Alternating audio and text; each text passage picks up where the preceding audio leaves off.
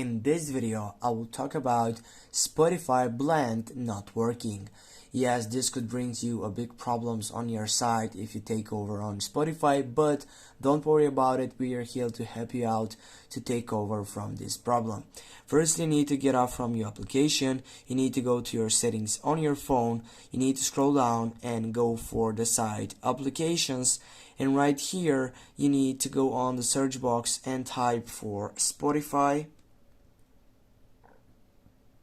And then when you click on that side section, you need to scroll down and go for storage on the third side.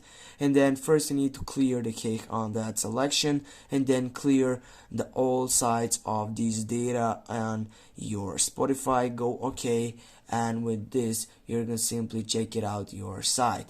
Also, you need to go to your Play Store to see if you don't have the latest version of Spotify. You need to getting up by an update, in which you're gonna have it right here on this button. But as you can see, you have opened. This means that you have the latest version of Spotify.